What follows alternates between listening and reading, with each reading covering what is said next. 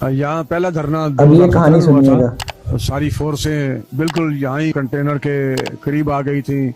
नून league का एक MNA था, उसके एजेंसी के मुलाजमीन से रवाबत थे।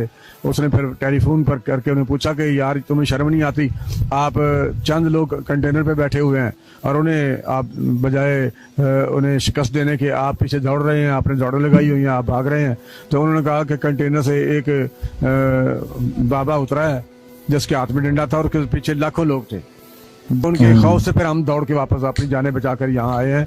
और जब बाबा जी से पूछा गया कि अमीरुल मुजाहिदीन रहमतुल्लाह ने फरमाया कि वो गौसे आजम रजी अल्लाह ताला अन्हु थे, जिनकी बरकत से अल्लाह ताला ने हमें यहाँ से शिकस्त से बचा के फतह नुसरत से कामयाब किया।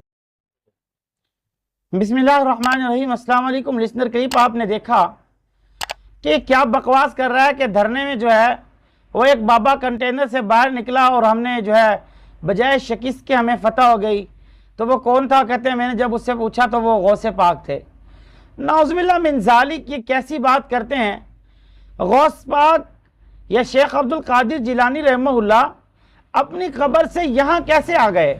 बात फिर वही है कि हुजूर को चाहें तो ये हुजूर को बुला लें, चाहें तो ये बुजुर्गों को बुला लें। इनको पूछने वाला तो कोई नहीं, लानतियों को। ये धरना है और सियासत है। सियासत से दीन का क्या ताल्लुक है? और सियासत किस चीज का नाम है? सियासत तो हमारे मुआशरे में आजकल जैसी सियासत हो रही है वो सिवाय झूठ के कुछ है ही नहीं।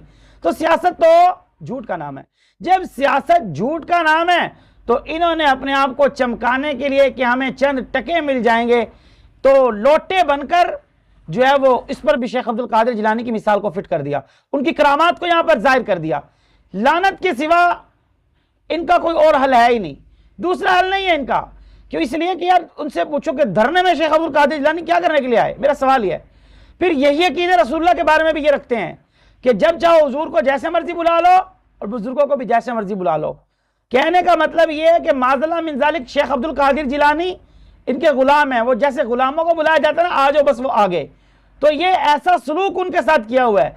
जबकि मैंने बारहा बार अर्ज किया कि ना इनकी नमाज शेख अब्दुल कादिर की नमाज जैसी है, ना इनका रोजा उनके रोजे जैसा है, ना इनका दीन उनके दीन जैसा है। उनके दीन के अंदर तो कवाली है ही नहीं।